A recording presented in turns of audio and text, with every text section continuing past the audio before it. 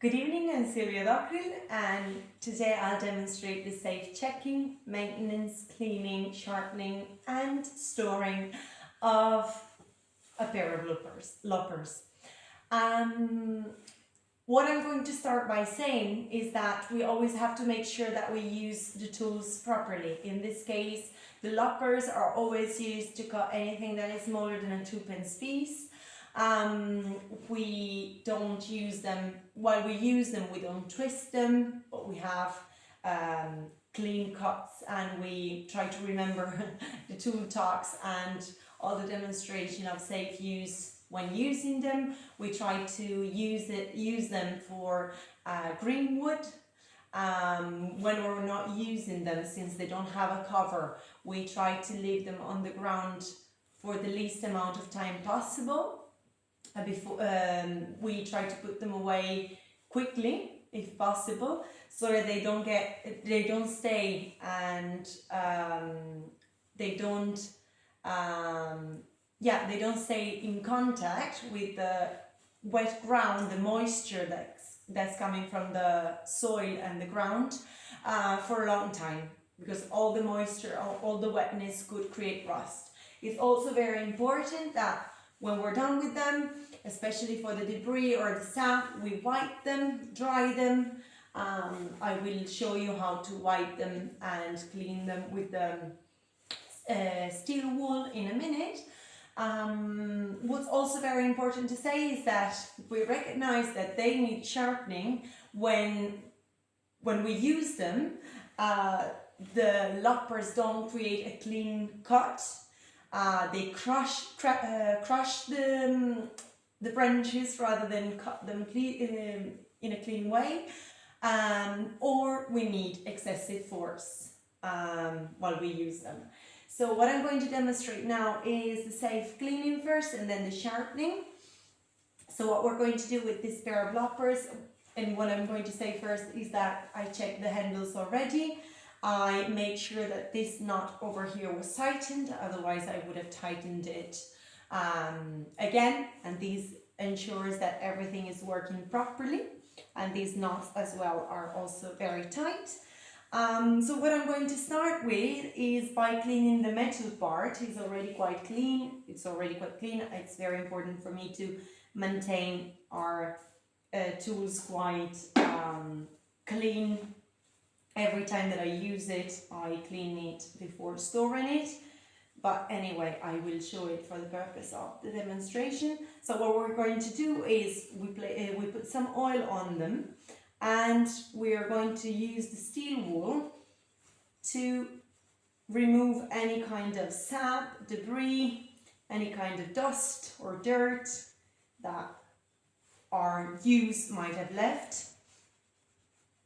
And I'm going to do the same thing on the other side, so I'm just going to turn them over.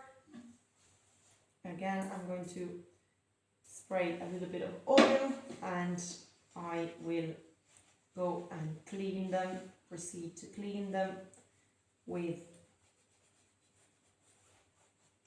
my steel wool. I make sure that I get into all the different spots. And when I get to the blade, I am extra careful that I don't cut myself. Okay. So what I'm going to show you now, even though it doesn't need much sharpening, is I'm going to show you how to sharpen it. And what I'm going to use is an oval sharpening stone instead of a cigar stone. It's very, very difficult here in Italy to get a cigar stone. Actually, they don't exist.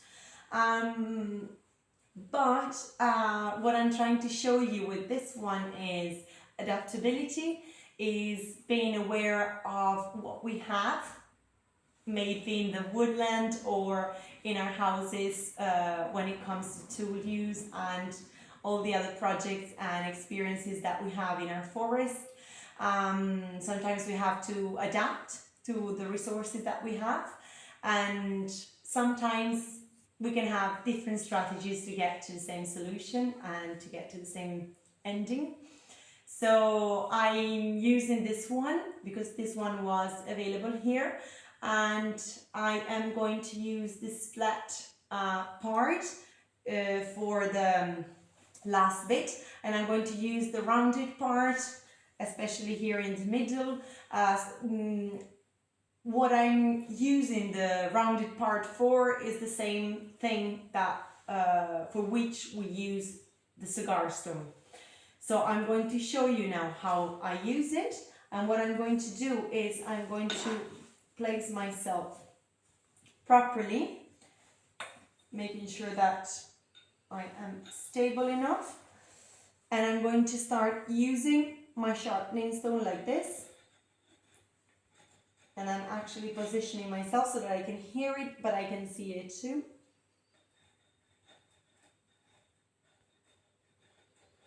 Then making little circles.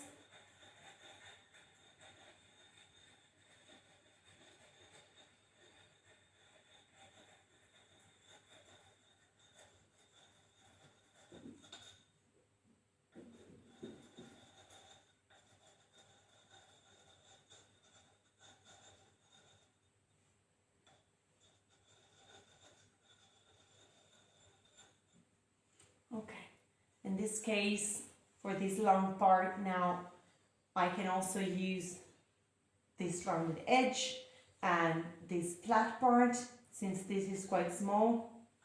So I'm going to do that, always by making sure that I make small circles and that I hear the sound that it makes. And that I follow the angle that the blade has.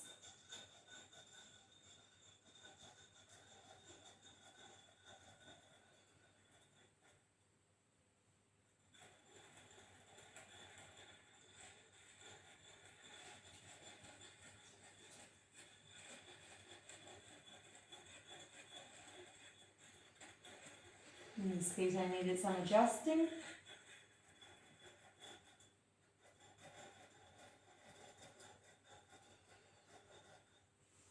Okay, now what I'm going to do is I wipe it with my steel wool so that any kind of metal debris that I created don't go on the blade, because this could create some dents.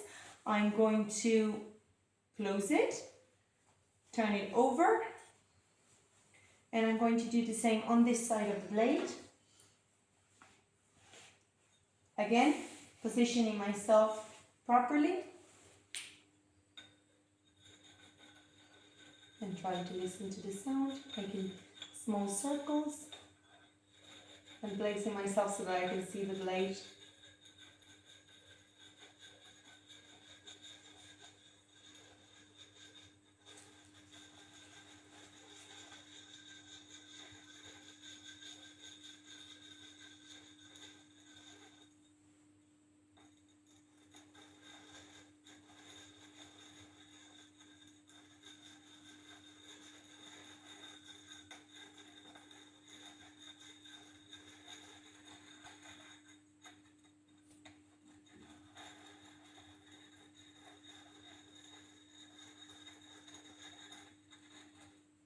I'm going all the way down to the blade, adjusting if needed.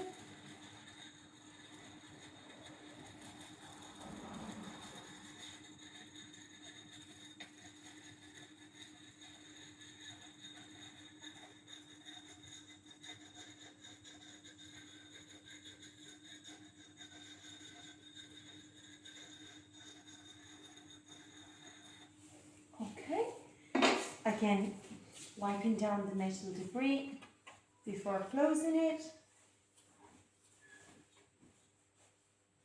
Now I'm going to spray some more oil before tidying them up. And wiping the excess oil so that it don't get too... Okay, and doing the same over here.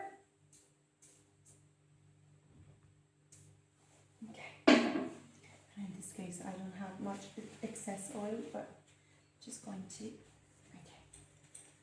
okay, that's the end of our demonstration. What I'm going to do now is I'm going to store it properly in the safe designated area here, and it's dried lace that we only use for tools, and yeah, that's it.